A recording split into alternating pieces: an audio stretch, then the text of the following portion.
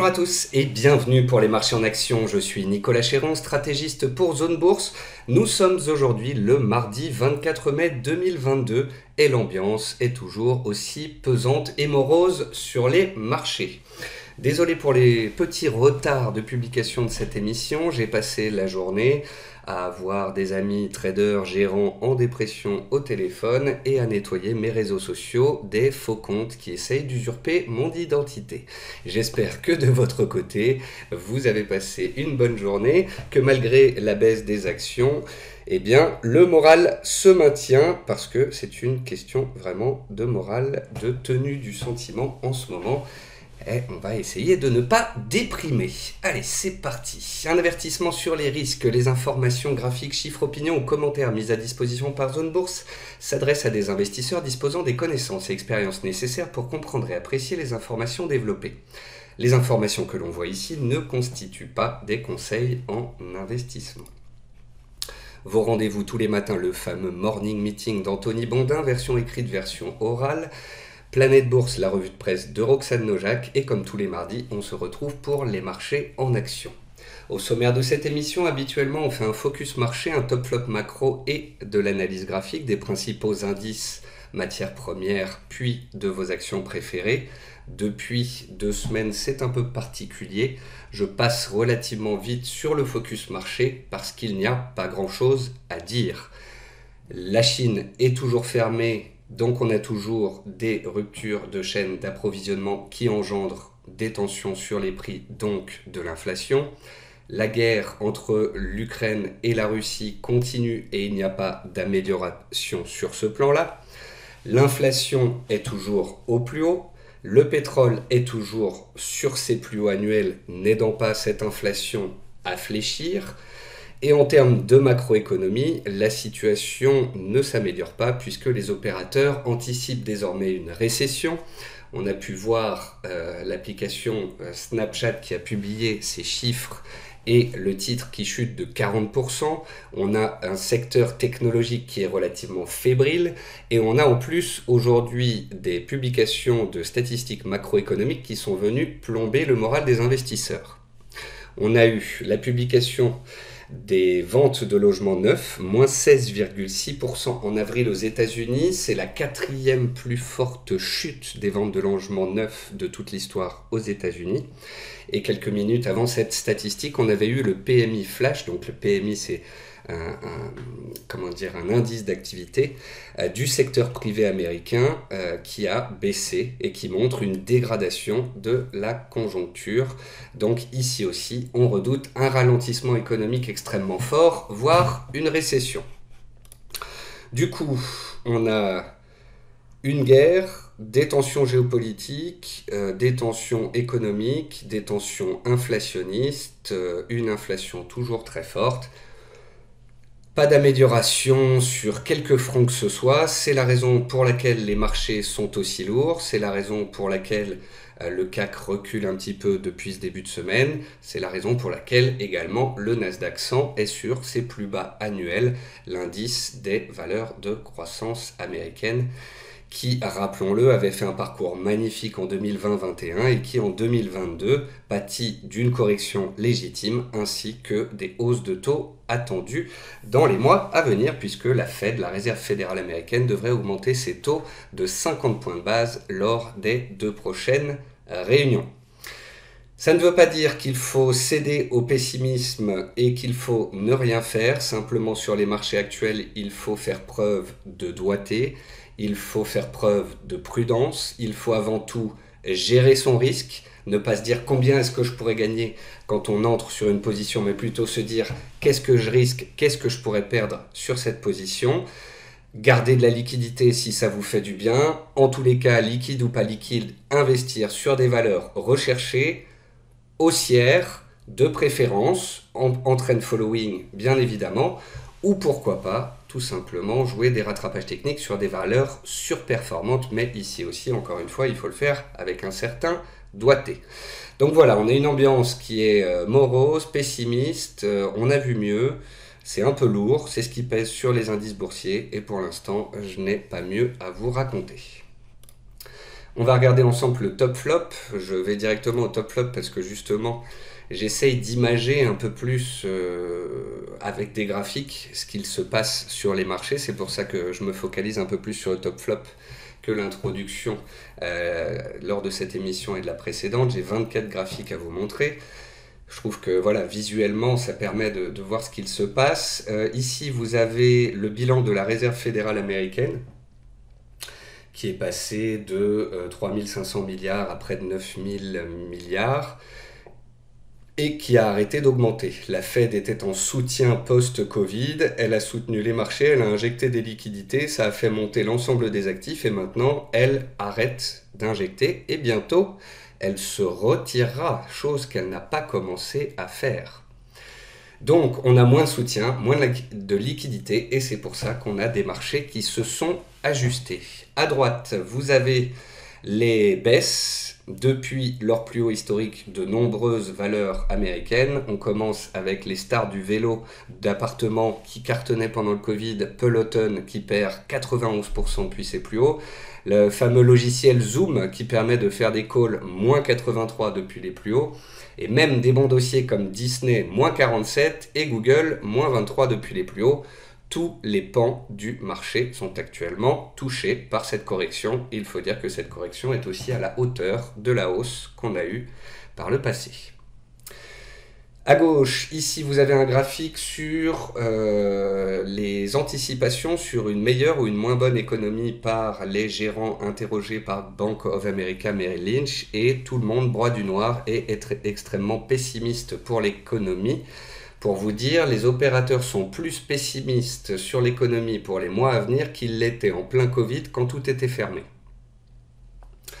À droite, on a le graphique du niveau de cash disponible pour les gérants de fonds, tout comme pendant la crise des valeurs techno en 2000-2001, tout comme en 2008, tout comme en 2020 pendant le Covid, la proportion de cash disponible chez les gérants est importante.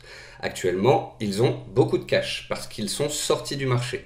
Et pour l'instant, sauf réouverture de la Chine, sauf inflation qui se calme, sauf cessez-le-feu entre la Russie et l'Ukraine, ces gérants prudents n'ont pas de raison de renforcer et de rentrer fortement sur le marché. Ils sont en attente de signaux.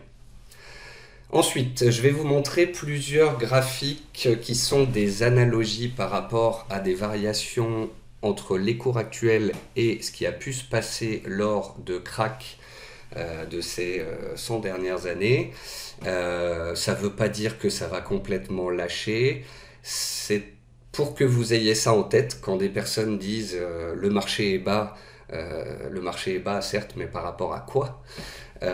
Et de se rendre compte aussi que le marché a cette capacité, cette possibilité, si gros problème il y a, de littéralement lâcher. Raison pour laquelle je vous invite en permanence à gérer votre risque, à bien comprendre le poids de votre portefeuille, à avoir des stops sur les valeurs spéculatives, les small caps, etc. De telle manière que si le marché venait effectivement à un moment à littéralement lâcher, vous ayez une bonne partie de votre spéculation de court terme qui se fasse couper et que vous n'ayez en quelque sorte plus que les gros dossiers qualitatifs de moyen long terme en portefeuille. À gauche, vous avez le S&P 500, donc en noir à chaque fois c'est la période actuelle, en rose c'est une période historique, ici c'est 1942 à 1948. On peut voir qu'on avait fait une baisse puis une stabilisation avant que les cours rechutent par la suite. Actuellement, on est dans la chute, on tente de se stabiliser. Ces graphiques montrent en fait que, quelle que soit la stabilisation, attention, on peut être dans le cadre de rebonds techniques, de rebonds de marché baissier. C'est ce qu'on appelle des bear market rallies. À droite, vous avez le S&P 500 en 1987, qui avait lâché d'un coup de 30%. Ici, à gauche, vous avez l'analogie avec 1929. Où on avait lâché prise puis rebondi avant d'aller plus bas. Et ici à droite, vous avez une analogie avec 1962-63 et les cours actuels laissent entendre qu'on pourrait lâcher un cran de plus avant d'éventuellement faire un creux. Il y a deux raisons pour lesquelles je vous montre ces graphiques. La première, c'est pour dire attention, ça peut se passer, rien n'est impossible en bourse. On ne sait jamais qu'un missile parte de je ne sais où. La deuxième raison pour laquelle je vous les montre, c'est que j'ai jamais vu autant de graphiques ultra baissiers qui anticipent 40% de baisse alors que le Nasdaq vient d'en perdre 30. J'ai jamais vu autant de baissiers très long terme sortir du bois, alors même que on a quand même déjà bien corrigé sur certains pans du marché. Ça pose question. Mais, dans tous les cas, on sait qu'on a une période longue et pénible et que ça va potentiellement durer. Pourquoi? Parce qu'on a un gros problème avec l'inflation. On a un gros problème avec les matières premières, et les matières premières agricoles. Ici, à gauche, vous avez un panier des matières premières agricoles sur 40 ans. Et on voit bien qu'en fait, on est dans un méga trend haussier depuis toujours et que ce méga trend ne risque pas de s'arrêter demain. À droite, vous avez les pressions inflationnistes venant aussi des supply short gauge, c'est les ruptures d'approvisionnement, à cause notamment de la Chine fermée. Du coup, ici, graphique de gauche, vous avez une inflation mondiale de plus de 8%. C'est énorme. On n'a pas connu ça depuis 30-40 ans. Dans certaines zones, on n'a jamais connu une inflation aussi élevée. À droite, vous avez l'inflation en zone euro. Donc là où tous les banquiers centraux se disaient l'inflation monte, c'est transitoire, ça va retomber, elle est où la transition? Bonne nouvelle, c'est que le pétrole ne monte plus trop. Du moins, il fait une pause dans son mouvement haussier. Pourquoi? Eh bien parce qu'en fait, quand on est sous les 100 $, le pétrole est soutenu parce qu'on a quand même des tensions avec la Russie, une guerre en cours et des approvisionnements qui vont être plus compliqués. Mais quand on monte vers 115, 120, on est quand même à des niveaux extrêmement élevés sur le pétrole quand on regarde sur les 5 dernières années. Et on a des opérateurs qui anticipent une récession. Or, une récession, ça veut dire moins de demande, moins de consommation, baisse du pétrole. C'est ce qui empêche le pétrole de continuer de grimper très fortement, heureusement. À droite, vous avez un graphique, alors désolé, la qualité n'est pas très bonne, c'est pour vous montrer les corrections historiques du S&P 500 quand il est en récession ou pas en récession. Lorsqu'on est dans des épisodes de récession, vous voyez que les plus fortes chutes du S&P 500 en 2007, en l'an 2000, en 1973, en 2020, ces chutes-là correspondent à des périodes de récession. D'ailleurs, la médiane, quand on est en récession, c'est de perdre 25-30%. On est actuellement à 19%. Et on est dans une des corrections baissières historiques les plus violentes hors récession. Donc la question est, sommes-nous en récession ou pas? Peut-être que nous sommes en train d'y aller. Mais imaginons qu'on soit juste en train de décélérer de quelque chose, d'une dynamique de croissance très rapide à de la stabilisation et non pas de la récession. Eh bien, dans le cadre où on n'aurait pas une récession, ne serait-ce qu'une stabilisation du PIB mondial, on serait actuellement dans une correction qui pourrait déjà être considérée comme profonde si on n'avait pas au final de récession. À gauche ici, un graphique sur les bear market rally. Ce sont les rallyes aussi en tendance baissière. Vous avez vu les analogies avant. Vous voyez bien que dans les marchés baissiers, on peut avoir de forts rebonds avant d'avoir des chutes. Donc, il faut faire attention à ça. Quand le marché rebondit au mois de mars et qu'il reprend 15%, c'est un rebond de marché baissier. Si le marché arrive à rebondir dans la zone actuelle et regagner 5-7%, c'est un rebond dans un marché globalement baissier. En tous les cas aux États-Unis. En Europe, on est quand même beaucoup plus neutre. À droite ici, un graphique du Nasdaq. Et en fait, ce qu'on regarde ces dernières semaines, c'est si les valeurs font des nouveaux plus bas ou des nouveaux plus hauts.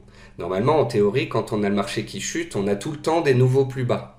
Et en fait, ce qu'on a eu fin de semaine dernière, c'est qu'on avait, malgré la chute, moins de valeurs qui faisaient des nouveaux plus bas et quelques valeurs qui faisaient des nouveaux plus hauts.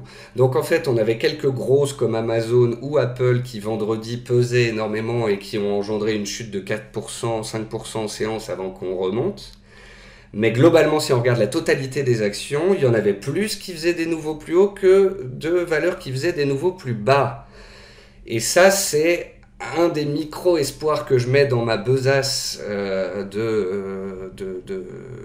d'espoir, parce que vendredi, je trouve qu'on a fait une fausse cassure baissière sur les US, que ça a tenu. Lundi, ça a tenu. Aujourd'hui, mardi, ça rebaisse, mais on revient vers les plus bas de nouveau, ça tient.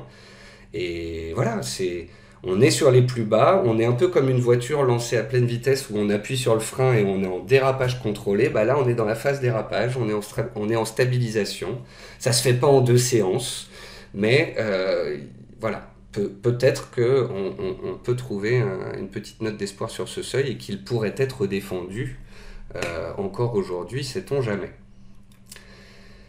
À gauche, ici, ça donne l'ambiance, c'est le nombre d'articles qui mentionnent le bear market, le marché baissier. On a énormément d'articles là-dessus. J'ai même rarement vu autant d'articles sur l'hypothèse d'un marché baissier au début d'un marché baissier. Mais bon, c'est exceptionnel puisque ça fait 13 ans qu'on n'a pas eu de vrai marché baissier. À droite, c'est encore de l'espoir, puisque certaines valeurs montent. Quand on regarde Merck, le laboratoire américain, Merck est en train d'attaquer ses plus hauts de l'an 2000. Pfizer essaye de s'en échapper et Bristol Myers fait de même. On a des valeurs ici qui ont fait des ranges ou des sous-coupes, des consolidations, des rounding bottom pendant 20 ans et qui sont en train d'inscrire des nouveaux plus hauts. À croire que les opérateurs sont plutôt contents d'avoir des laboratoires en portefeuille, ce qui est plutôt défensif, même en période de disette. Ensuite, à gauche, ici, vous avez... Alors ça, c'est quelque chose que j'ai essayé de vous expliquer à plusieurs reprises dans les dernières émissions. C'est que, en bleu, vous avez le sentiment. Le sentiment des opérateurs, il est au ras des pâquerettes. Forcément, tout le monde se fait taper sur le portefeuille. Mais l'exposition est toujours sur les plus hauts. Or, vous avez très certainement entendu parler dans les journaux ou sur Twitter ces derniers jours du fait que pour avoir un rebond digne de ce nom, il fallait que le marché capitule. Capituler, ça veut dire quoi? Ça veut dire qu'on a une chute forte où les gens sortent leurs actions parce qu'ils n'en peuvent plus, ils coupent leurs lignes, et alors on a un sentiment bas et une exposition basse. Actuellement, on a un sentiment bas, mais pour l'instant, les gens s'accrochent à leurs actions. Est-ce que cela va suffire pour que, à un moment donné, on ait un peu moins de mauvaises nouvelles et que ça remonte un petit peu et qu'on stabilise à plat? Ou est-ce qu'au contraire, il va falloir un événement qui fait que le marché casse clairement, chute, que les gens sortent? C'est un peu la période, voilà, c'est peur, capitulation, on vend les actions, et alors on peut atteindre un paroxysme du pessimisme et un rebond digne de ce nom. Pour l'instant, on n'a pas eu ça. Voilà. Donc même pour les baissiers, on ne peut pas rebondir parce qu'on n'a pas eu de capitulation. À droite, vous avez un graphique du Bitcoin et du Nasdaq. La semaine dernière, à un moment donné, le Bitcoin est monté un tout petit peu plus que le Nasdaq. Tout de suite, tout le monde a dit « Oh là là, mais le Bitcoin se décorrèle du Nasdaq, il baisse moins que le Nasdaq et il peut même remonter. » En fait, il a surperformé pendant un jour, le lendemain il sous-performait de nouveau. Nasdaq et Bitcoin continuent de naviguer ensemble, cul et chemise. Ici à gauche, un graphique du 10 ans américain, donc le 10 ans américain, les taux américains qui entre le début de l'année et maintenant sont passés de 1,50 à 3%. Ça a fait peur, ça a tendu les opérateurs et parce que les taux montaient, les indices baissaient, notamment les valeurs tech. Depuis le début de la semaine, les taux baissent parce qu'on a peur d'une récession et la tech baisse quand même. Donc en fait, quand les taux montent, la tech baisse, quand les taux baissent, la tech baisse. En ce moment, la tech baisse tout le temps. Et c'est pour ça qu'à mon sens, on est un peu en train d'arriver dans de la dépression. Voilà. Les gens n'en veulent plus, les gens sortent, les gens se disent « c'est plus pour moi ». Et je suis désolé de le dire, d'insister, et sachez que ça me prend une énergie absolument folle depuis 2 semaines. Ce marché ne craque pas. Et on peut regarder le Nasdaq, et effectivement le Nasdaq est baissier, certes, mais le CAC à moyen terme se tient quand même excellemment bien. Et moi je trouve que le scénario de range que je vous présente depuis le début de l'année entre 6000 et 7000, pour l'instant se tient encore parfaitement. Imaginons que le Nasdaq lâche 7%, aille chercher les 11 000 points que tant de gens atteignent et qu'il fasse une capitulation, même si le CAC perd 700 points, il revient à peine, 7%, il revient à peine sur les 6 000 points. Et ce serait le bas du range, et ce serait de nouveau des zones d'achat de long terme attractives. Donc c'est pour ça, voilà, oui, les US c'est baissier, le Nasdaq est baissier, mais moi j'achète pas de valeur du Nasdaq. Je préfère focaliser sur l'Europe, je préfère focaliser sur les valeurs solides. Alors de temps en temps j'achète du Nasdaq parce que je suis aussi à titre personnel un investisseur, un trader en compte propre, mais c'est parce que le Nasdaq est un indice rapide. Mais sinon, je continue de penser que l'Europe est solide, qu'il y a des actions solides, et j'essaye de continuer de vous montrer ce type d'action au quotidien. À droite, c'est le price earning du S&P 500 pour montrer que les indices sont désormais beaucoup moins chers qu'ils l'étaient en 2021. On ne peut pas dire par contre qu'on est sur des niveaux de promotion, c'est-à-dire aussi bas que pendant le Covid ou fin 2018. Voilà. On est revenu beaucoup plus bas qu'on l'était, mais on n'est pas encore très bas. On est à mi-chemin, aux 2/3 du chemin, on va dire. En tous les cas, ce qui s'est passé sur les marchés depuis plusieurs mois maintenant a permis de nettoyer. Souvenez-vous l'année dernière le nombre de graphiques que je vous montrais sur l'explosion haussière des valeurs de croissance non rentables, sur les valeurs qui avaient des ratios complètement fous, qui se payaient 50 fois les bénéfices. Eh bien, ces valeurs se sont envolées en 2020-21 avec l'ultra-liquidité et la surspéculation et viennent de revenir à leur point d'entrée. Donc, on peut considérer que la bulle des valorisations des valeurs technologiques qui ne gagnent pas d'argent a déjà quand même en bonne partie bel et bien explosé. Maintenant qu'on a crevé la bulle, la question c'est est-ce que les économies arrivent à se stabiliser dans les conditions actuelles ou est-ce qu'on se mange une récession historique? Voilà. Sur l'Europe, le price earning ratio est revenu pratiquement sur les plus bas du Covid. Vous allez me dire, dans ces cas-là, c'est pas cher, faut acheter. Et je vous dirais, oui, mais ce qui nous pose problème maintenant, c'est le cadre. Le cadre avec une Chine fermée, avec une guerre en Ukraine, avec des matières premières extrêmement chères et des entreprises qui vont être impactées. Et ça, c'est un cadre qui fait que les actions sont pas très très chères, mais ça ne les rend pas pour autant très attractives. Et puis pour finir, à gauche, un exemple d'une configuration graphique qui s'appelle un Island Reversal, un îlot de renversement en français. Donc on a un mouvement à la base dans une tendance haussière, puis on a une sorte d'euphorie avec un gap haussier. Ensuite les cours vont se stabiliser à plat, puis on va avoir cette fois une mauvaise nouvelle et un gap baissier. Et donc on va avoir un îlot perdu sur la carte, comme un îlot sur une carte, avec un gap d'un côté, un gap de l'autre. Ça ne touche plus la terre, vous voyez, c'est une île qui ne touche plus terre, et c'est une zone où on ne revient pas. Et puis ensuite, c'est la chute aux enfers, avec Snapchat qui perd 85% depuis son plus haut de l'année dernière. C'est un sacré carnage. Et puis à droite, une petite note d'humour pour essayer de vous faire sourire dans cette période un peu compliquée. Voilà pour la première partie d'émission. On va passer sur la plateforme ProRealTime. Donc, on va commencer par le Nasdaq. Le Nasdaq est baissier, il est en correction majeure, il est sous MM200 et à court terme, on voit qu'il est très baissier. Voilà. Donc à moyen terme, c'est baissier, à court terme, c'est baissier. Mais, on a travaillé une zone il y a 10 jours, on l'a tenue, on l'a retravaillé vendredi, on l'a tenue, on l'a retravaillé en cours de séance aujourd'hui, on la tient. Donc, l'espoir de la création d'une base ici pour tenter un rebond technique, pourquoi pas? Simplement, pour ne pas s'épuiser, en quelque sorte. Il vaut mieux attendre que le marché sorte de sa dynamique baissière. Vous voyez ici, le Nasdaq était dans une structure baissière, on trace une oblique qui passe par tous les plus hauts pendant la correction, et quand ça casse, c'est le début d'un rebond technique de marché baissier. Et bien là, c'est le même concept. On trace une oblique qui passe par les plus hauts. Vous voyez que ça a bloqué ici, là, On s'en est approché ici il y a une semaine. Et maintenant, elle est ici vers 12 000, 12 100.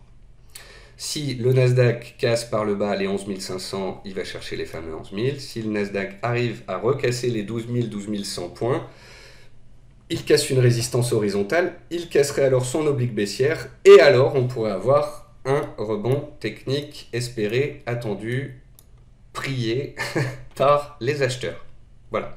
En tous les cas, le Nasdaq est le plus baissier des indices. Encore aujourd'hui, à 17h, à la clôture européenne, il était au plus haut. Et une heure plus tard, même une demi-heure plus tard, il a repris 150 points. C'est un peu comme un chat qui met la patte dans l'eau. Il met la patte dans l'eau, puis hop, c'est froid, il la retire tout de suite. Voilà, les opérateurs, je pense, ont conscience que si on va plus bas, on passe en panique, voire capitulation, mais ont aussi conscience que si on tient la zone actuelle, ça pourrait rebondir. Sur le CAC 40, c'est quand même beaucoup moins baissier. Vous voyez, le Nasdaq, c'est comme s'il était là où j'ai écrit force de rappel. Le Nasdaq, il est là.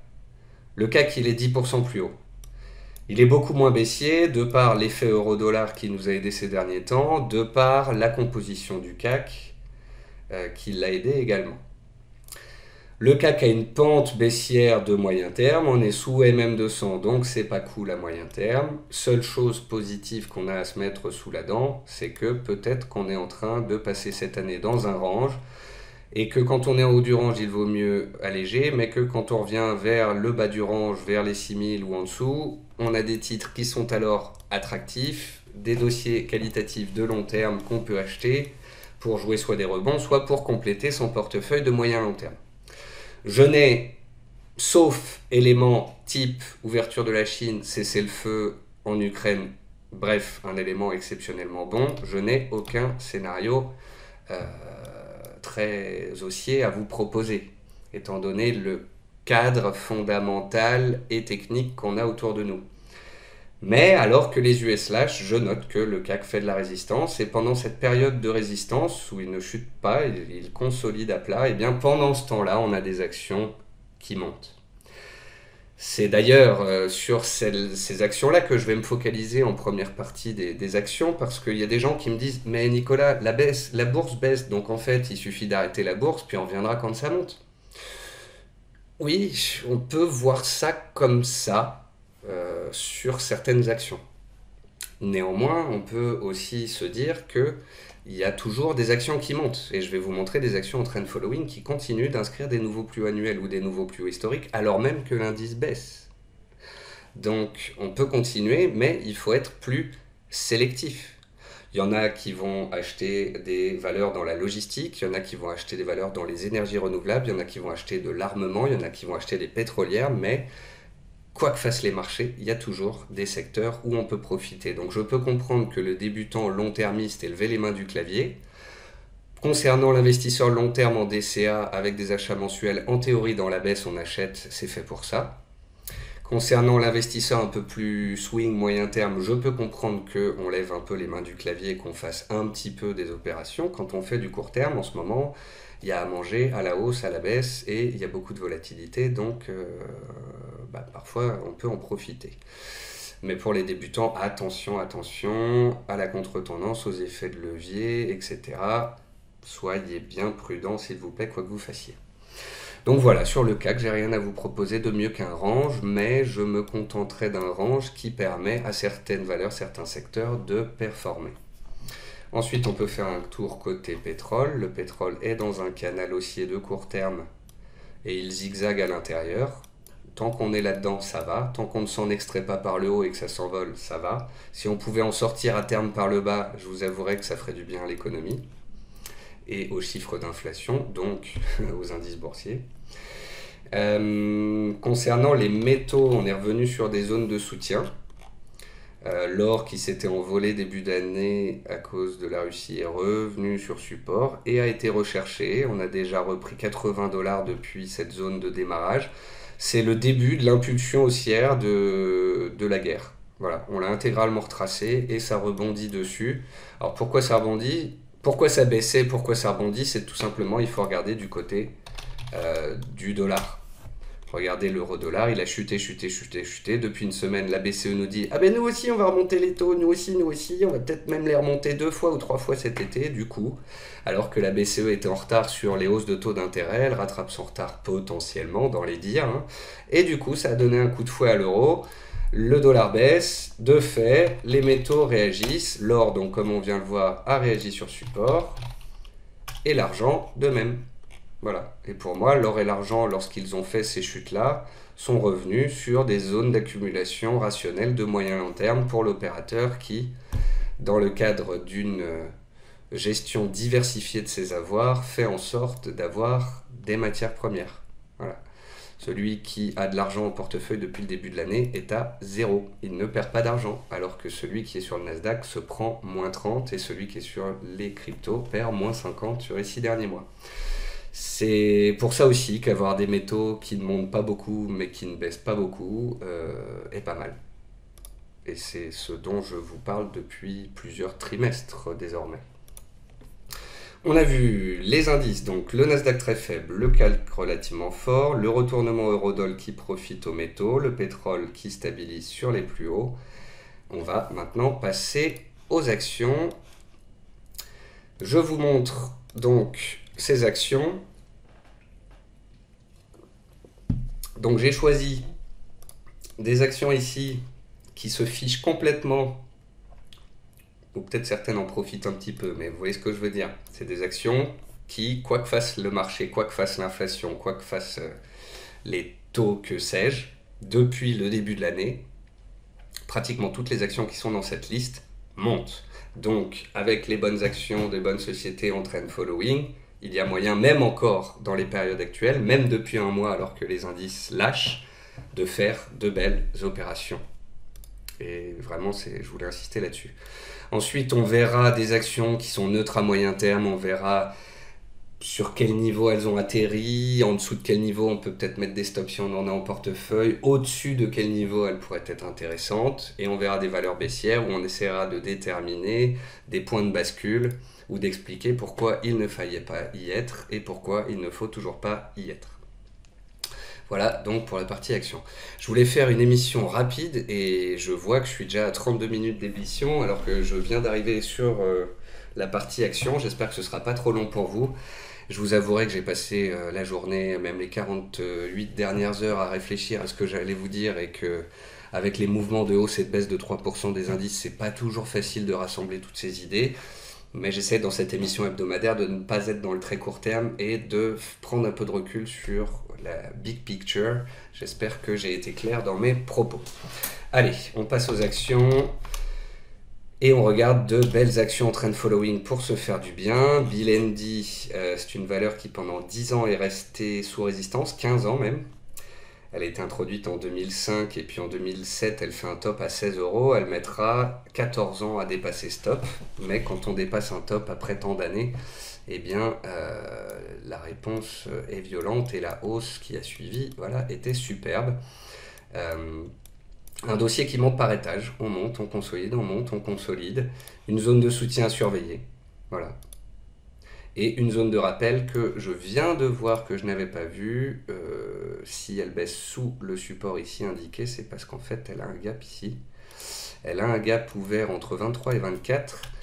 Et donc l'entrée parfaite d'un investisseur de moyen terme en trend following, ce serait pile poil ici en cas de comblement du gap et au contact de MM200.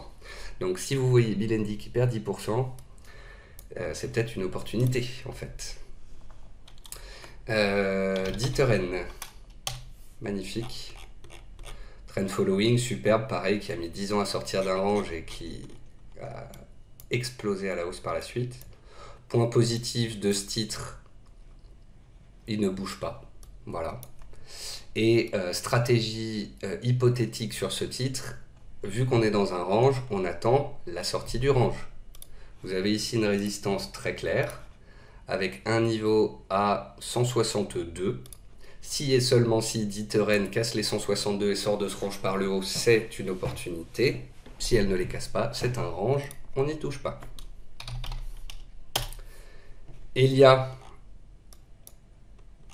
pareil, trend following de malade. Là, on commence en 2008 et depuis 2008, c'est magnifique. Depuis le début de l'année, les indices baissent. Je sais même pas où est le début de l'année sur ce graphique, tellement elle fait que monter. Depuis un mois, les indices se cherchent et baissent progressivement. Elle n'a pas branché, elle est sur ses plus hauts historiques. C'est ça qu'on veut en portefeuille. Une valeur qui monte quand les indices baissent et qui explose à la hausse quand tout va bien. C'est magnifique. Getlink, même chose. Nouveau record historique aujourd'hui. Valeur dont j'ai parlé à 15 € quand on a cassé le range. Je vous en ai reparlé à 17 € quand elle a cassé son plus haut historique. Il y a à peu près 8 jours, je crois que c'est le 11 ou le 10 ou le 11 mai, je vous l'ai posté sur Twitter, je vous ai dit voilà, on a ici une valeur haussière à moyen terme qui a cassé ses plus historiques, qui vient de revenir sur support. Qu'est-ce qu'on doit faire? Point d'interrogation. Voilà. On a une tendance haussière en trend following, un dossier recherché, support, ça part. On n'est pas rentré sur le support, on pouvait rentrer sur la cassure du plus haut historique. Et tant que ça monte, bah on monte les stops et on sourit. GTT, même chose. Ça monte, ça casse ici. Ici, on a fait un double test des 106. Les investisseurs de moyen terme peuvent remonter leur stop là-dessous. Les court-termistes peuvent remonter leur stop sous les 116, sous le niveau des 120 qu'on vient de casser la semaine dernière. Et on accompagne. Et on remonte les stops au fur et à mesure. Et on laisse courir. Je crois aussi que GTT est sur du plus haut historique. Donc il y a bien des valeurs qui montent depuis le début de l'année. Itlink. Ici on a une valeur. Alors j'en parle parce qu'il y a aussi un petit côté OPA hypothétique selon certains gérants avec lesquels je discute. D'ailleurs j'ai posé la question sur Twitter hier ou avant-hier. Sur quel titre pensez-vous qu'il peut y avoir une OPA? Il y a beaucoup de gens qui ont répondu et je trouvais les réponses intéressantes si vous voulez aller les lire. Vous n'avez pas besoin d'un compte Twitter, il suffit de lire ma page. Itlink, point positif, elle est extrêmement solide et elle consolide sa hausse de 2021. Le bémol, c'est qu'elle est bien évidemment sous MM200.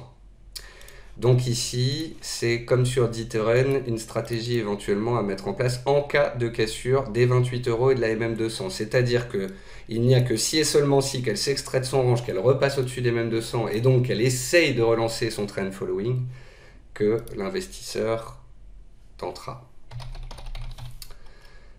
Neurone, trend following depuis le Covid.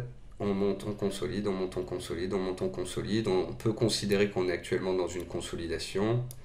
Si les marchés tankent vraiment, bah, il n'est pas inconcevable qu'elle refasse une rotation à l'intérieur de sa consolidation. Mais encore une fois, de la même manière que sur Bilendi, une baisse vers MM200 serait une opportunité, eh bien, ce serait de même ici. Réalité.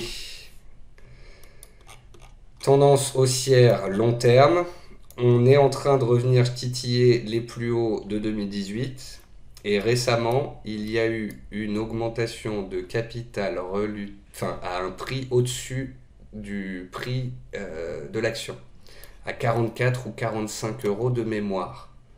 Donc en fait il y a eu une augmentation de capital réservée à des investisseurs rentrants à qui on a dit vous voulez un bout de cette action, c'est 44 €. C'est dire le potentiel, à quel point certains la recherchent. Ça ne veut pas dire à 100% qu'on va aller se caler sur ce prix, mais ça veut dire qu'on est sur une société considérée par les investisseurs qui viennent de rentrer comme une société de bonne facture. On a une zone de soutien ici entre 34 et 35,50. Sait-on jamais que ça fasse un trou d'air? Et une dynamique haussière et du trend following. Et voilà, un beau titre. Je vous ai parlé en introduction des valeurs pharmaceutiques de Merck, Bristol Myers, etc. Sanofi n'est pas en reste. Sanofi, au mois d'avril en tous les cas, a décollé au-dessus de ses plus hauts des dernières années, du Covid notamment, enfin. Elle a accéléré, elle a fait un pullback relativement violent et elle a réaccéléré dans la foulée. Elle est donc haussière, bien recherchée et hypothétiquement, on peut se dire que tout repli éventuel, notamment ici un retracement de 50% de la hausse qu'on vient de faire, pourrait être une occasion de rentrer sur cette valeur défensive de bon père de famille qui est en tendance haussière de moyen long terme. Après, tous ces raisonnements et ces réflexions, bien évidemment, vous appartiennent. SII, tendance haussière, trend following, très solide. On est sur les plus hauts de l'année. On les travaille. Ça passe pas forcément vu que l'ambiance est complètement pourrie sur les différentes bourses. Mais on peut se dire que, si ça devait faire un repli vers MM200, ce serait une hypothétique opportunité. Et que 2, une cassure des plus hauts historiques ouvrirait la voie à une nouvelle jambe haussière. Thales, elle est montée fort, elle a consolidé, elle stabilise sur une zone horizontale. Tant qu'on est au-dessus des 110-113, on peut dire qu'elle est en train de créer une fondation, une base d'accumulation rationnelle, qui sait, pour ceux qui n'en auraient pas et qui souhaiteraient potentiellement en avoir. Wavestone, c'est la dernière en trend following et vous comprenez pourquoi. Wavestone, elle a été superbe tout le long de sa hausse, puis bon, elle a un peu peiné, elle est allée sur une frayeur sous MM200, son trend following s'est mis sur pause, mais très rapidement, elle a montré qu'elle voulait repartir, qu'elle était toujours bien soutenue. Elle a cassé ici son oblique baissière qui passait par tous les plus hauts. Vous voyez, ce genre de petit oblique, c'est le genre d'oblique qui permet de caractériser une dynamique baissière de court terme afin de pouvoir voir quand on casse cette dynamique baissière de court terme et qu'on peut relancer éventuellement la dynamique haussière de moyen long terme. Et donc ce qui est très propre ici, c'est cassure, accélération, le pullback et le redémarrage. Ça montre bien que dès qu'elle se replie, il y a des acheteurs. Ici, le seuil de repli éventuel, ce serait un énième éventuel retour vers MM200. Avec à la clé, bien évidemment, les plus hauts, puis par la suite, d'hypothétiques nouveaux records dans le sens de la tendance. Voilà, donc tous les titres que l'on vient de voir ici, ou presque, sont soit neutres depuis le début de l'année, soit en hausse, et pour certains en forte hausse.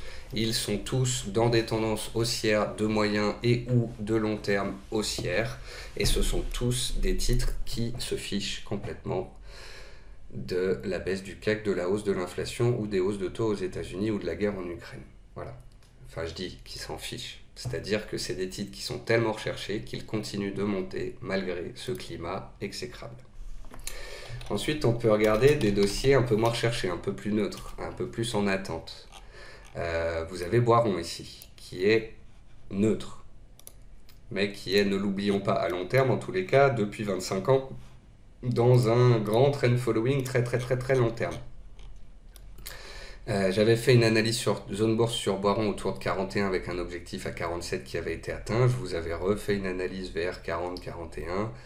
Je pense toujours de même qu'elle pourrait de nouveau tenter une sortie. Elle a fait une cassure, une tentative de cassure de breakout, c'est pas passé. Si elle y retourne, ça pourrait être la bonne. En tous les cas, les supports tiennent et même 200 tient.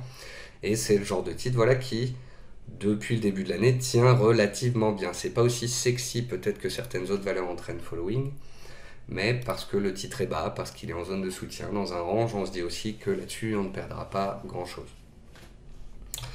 Ensuite, une valeur qui est cotée à Londres, Ferrexpo, voilà le graphique, matière première, cotée à Londres. C'est d'ailleurs ce qui fait la bonne tenue du secteur énergétique et des matières premières que le FTSE est un des indices les plus solides cette année. Ici, on a une tentative de matérialisation de double creux, mais on a quand même une tendance extrêmement baissière qui pèse, à ne pas oublier. Hop, on peut tracer une oblique qui passe par tous les plus hauts. Et donc, on se dit que la zone chaude est ici, en fait, autour de 180-190. Si ça passe, c'est génial. On a un gros double creux. On peut aller chercher la zone des 226. Et si ça passe, aller beaucoup plus haut. Si ça ne passe pas, si on reste bloqué sous les 190 dans les 2 semaines qui viennent et que ça commence à rechuter, bah c'est que la dynamique baissière n'est pas rompue et qu'il faut faire attention. Donc prudence là-dessus, on est quand même dans du rebond technique sur valeur baissière. Je l'ai mis dans les neutres, mais c'est pour parler des dernières semaines. Ipsen, je l'ai mis dans les neutres parce que bon, bah voilà, on tourne autour d'un point et on est en pile dessus, donc je l'ai mis dans les neutres. Point positif, elle est sur un niveau clé. Deuxième point positif, elle est posée sur MM200. Troisième point positif, on peut dire que le secteur est plus ou moins solide ces derniers temps. Ici, on voit que les plus hauts des dernières séances sont autour des 97 €.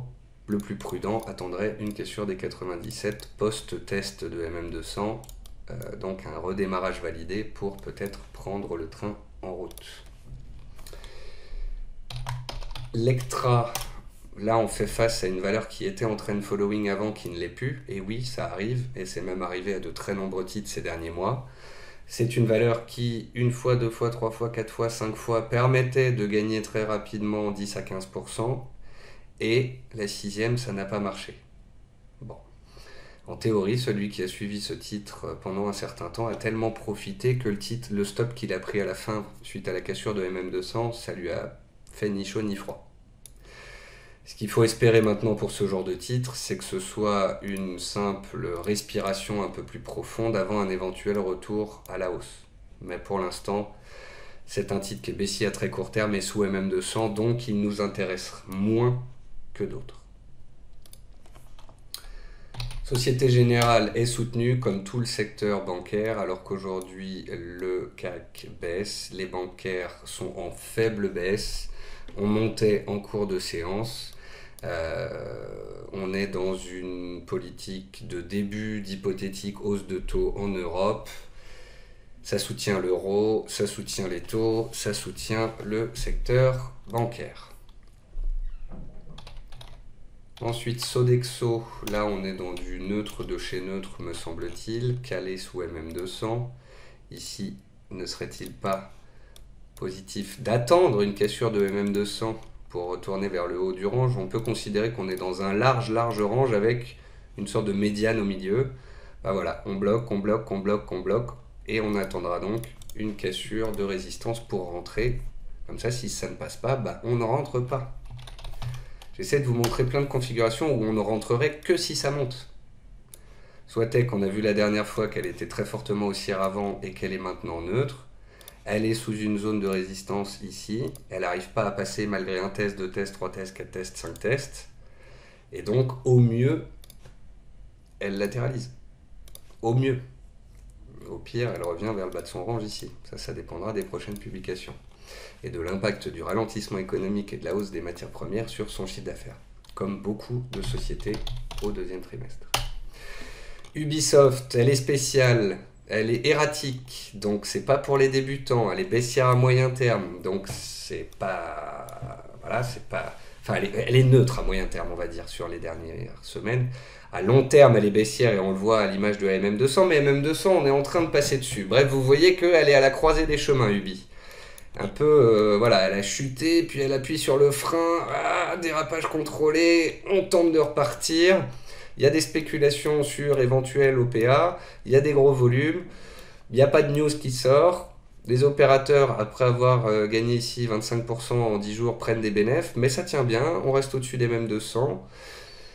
Faut la surveiller, voilà. Je comprends que les court-termistes qui prennent 20% sortent, je comprends que les moyens-termistes qui ont accumulé ces derniers temps la tiennent, même si on échoue sous résistance, parce qu'ici on joue une hypothétique OPA, donc on n'est pas là pour sortir à la moindre reflux du titre. Pour relancer la machine, donc pour ceux qui voudraient rentrer ou renforcer, il faut une cassure des 50,2 à peu près, des plus hauts des 2 dernières semaines. Ce serait puissant et ça ouvrirait la voie, je pense, de nouveau rapidement à 5-10% de plus. Umicore. Alors là, on est aussi à très très long terme. Vous voyez d'ailleurs qu'on s'est arrêté pas loin de l'oblique haussière de très très long terme. On a bien rebondi ces derniers temps et s'il y a eu de l'action, là, c'est parce qu'il y a eu des rumeurs d'OPA. Donc, dossier à surveiller.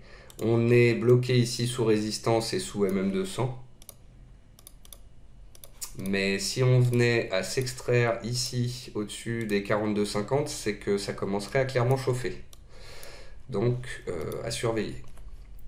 Et puis, dernier titre dans les neutres. Et encore, j'ai été gentil. Unibail. L'analyse technique, ça marche pas. Hein. Hop, zone de résistance, on y échoue une fois, deux fois, trois fois, quatre fois, cinq fois, six fois. La septième fois, boum, on se prend moins 10. Certains diront, bah oui, il y a une news qui est sortie. Il y en a d'autres qui diront, bah oui, bah la news, elle est sortie où? Pile poil sous résistance. Il n'y a pas de hasard. Je vois rien à faire sur ce dossier. C'est complètement neutre. Pour moi, en fait, si on a du Unibail en portefeuille, c'est pour deux raisons. L'une, allez, on va dire trois. L'une, c'est que c'est neutre. Donc ça baisse pas comme le CAC. La deuxième, c'est que ça offre un rendement, à quoi que elle l'a retiré ces derniers temps, mais il pensait à le remettre. Bon, je veux pas dire de bêtises sur ce sujet, mais historiquement, ça avait du rendement. La troisième raison, c'est que Xavier Niel est monté à 27% du capital, et que ça met un peu la puce à l'oreille, un peu comme quand il était dans Iliad et qu'il avait retiré de cotation. On se dit, est-ce qu'il serait pas en train de faire la même chose sur Unibail? Et puis on va finir par les valeurs baissières. Reply est extrêmement baissière. Donc vous voyez ici, tendance haussière. Ici, on a la cassure des MM200. Souvent, après cassure des MM200, pullback sous MM200. Le reflux de revenir au-dessus des MM200 est un signal en soi. Cassure des plus bas. Continuation baissière. Il n'y a pas grand-chose à attendre, si ce n'est voilà, que de tracer des obliques baissières qui cadrent la dynamique. Attendre, un, que les cours se stabilisent, et deux, qu'ils cassent cette oblique baissière. En attendant, pas grand chose à faire là-dessus. Ensuite, gerber, c'est pareil, il y a plein de gens, quand j'ai dit dans l'émission du jour, je vais pouvoir aller gerber, il y a plein de gens qui ont dit, ouais, j'en ai en portefeuille. Et moi, j'étais là, merde, il y en a plein qui en ont en portefeuille. Alors, j'espère évidemment que ça va se retourner, mais qu'est-ce que vous faites là-dessus? Elle était déjà baissière en 2018-2019 avant le Covid, elle a chuté avec le Covid, c'est une des valeurs qui en 2021 a eu beaucoup de mal à se reprendre, elle a fait un run de 30% puis c'est retombé tout ça aussi sec, et c'est une des rares valeurs que j'ai dans ma liste d'actions en surveillance qui casse un plus bas des dernières années actuellement. Alors on va dire... Point positif, elle est très basse et survendue et il y a eu des volumes échangés ces derniers temps, donc peut-être qu'on est dans de l'excès baissier, mais ce serait vraiment tirer la couette en direction, enfin dans le positif. Et puis la seule chose que je peux espérer pour vous, c'est que 1, on casse l'oblique baissière ici vers 24,20 et la MM20, puis que 2, on recasse à la hausse les 25,20 et qu'elle se retourne. Je ne peux qu'espérer ça pour vous. Mais sinon, en l'état, au cours actuel, je ne suis ni acheteur ni vendeur. J'attends un signal. Et je me demande comment ça se fait que vous êtes aussi nombreux à être sur ce truc qui casse actuellement ses plus bas annuels. Alors qu'on passe notre temps à parler de trend following. Orpea, qui joue avec le feu se brûle, qui joue avec un couteau se coupe, qui joue avec une poêle se prend un coup de poêle. Que vous dire, si ce n'est que quand Orpea passe de 32 à 24 et que je sais qu'énormément de gens en ont acheté à 50 parce que c'était pas cher, à 40 parce que c'était long terme et à 35 parce que le PER était faible, ça me fout les boules. Ça me fout les boules parce que je passe mon temps à travailler pour essayer d'éduquer les gens pour qu'ils fassent moins de bêtises et à éduquer les débutants pour qu'ils fassent pas les bêtises de base, genre dire à quelqu'un la poêle est chaude, n'y va pas, pour éviter qu'il mette la main. En fait, un enfant, quand on lui dit la poêle est chaude, il met la main parce que c'est chaud. Et il apprend. Un adulte, en théorie, n'a pas besoin de toucher la poêle. Dans son cerveau, si on lui dit c'est brûlant, tu vas te brûler, il n'a pas besoin de toucher la poêle pour se brûler. Alors pourquoi les gens sont obligés d'acheter une biotech et de se faire un mois 70% dans la gueule avant d'arrêter les biotech, d'acheter un couteau qui tombe comme Wirecard ou OPA et de se prendre un mois 80% dans la tronche pour comprendre qu'on n'achète pas un couteau qui tombe? Pourquoi?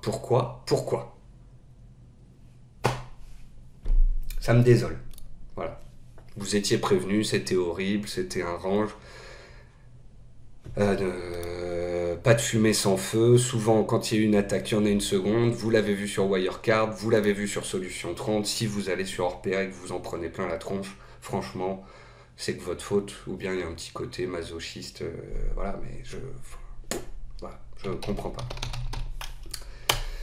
Bon duel, c'est baissier, c'est sous pression, c'est sous MM200, mais sur un titre comme ça, voilà, on peut surveiller. S'il y a la mise en place après un excès baissier d'une éventuelle latéralisation et que ça sort par le haut, c'est ce type de cassure haussière d'accélération qu'on surveille. En attendant, c'est baissier, il n'y a rien à y faire.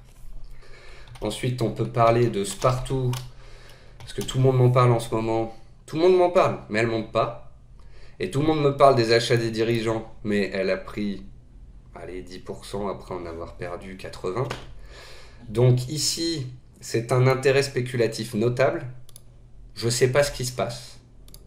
Moi, ce que je vois, c'est une valeur baissière. Au ras des pâquerettes où les volumes augmentent.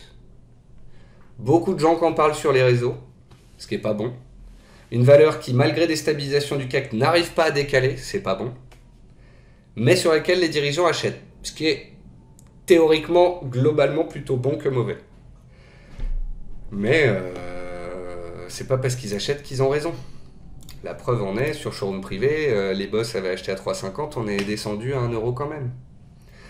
Donc oui, elle est pas chère, elle est basse. Voilà, tout ce que je peux vous dire là-dessus, c'est que j'espère qu'il va se passer quelque chose. J'espère que le rebond technique va se faire vers 2,50 et j'espère que vous sortirez de l'ornière et que la hausse permettra aux coincés de sortir. Voilà.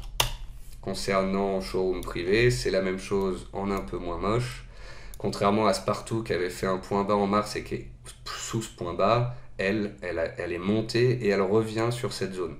Donc Spartoo en fait est à l'équivalent de 1.10 sur showroom privé. Showroom privé qui n'est pas facile parce qu'elle fait des larges mèches, des longues mèches baissières ces derniers temps. Mais pour ceux qui sont à moyen terme dessus, on peut considérer que tant qu'on est au-dessus des 1,37, 1,38, c'est une stabilisation à plat suite à une tentative de retournement. Donc tout n'est pas noir. Voilà. En tous les cas, pour l'instant, c'est un range. De la même manière que s'il y avait un range et qu'on est sorti par le haut, on a un range ici. On verra si ça arrive à sortir par le haut. Pour l'instant, c'est baissier à moyen terme et au mieux neutre à court terme. Voilà, c'est la fin de cette émission, j'ai fait le tour. Bon, c'est pas toujours facile de ne pas être trop pessimiste ou trop optimiste, de ne pas se taper la tête contre les murs avec ses marchés, de ne pas arrêter la bourse avec ses conditions de marché. Voilà, j'espère que c'était intéressant, j'espère que ce format vous plaît, que je parle pas trop lentement, pas trop vite, que mes explications sont compréhensibles et intéressantes pour tous les niveaux. Voilà. Je vous souhaite à tous, en tous les cas, du courage, tenez bon, gérez votre risque, ne faites pas de bêtises et essayez d'acheter un peu plus de choses qui montent que des couteaux qui tombent. Sur ce, je vous souhaite à tous une très agréable semaine, du soleil, allez, au mieux on aura ça. Et puis je vous retrouve dès demain sur Twitter, BFM et les différents réseaux. Au revoir à tous.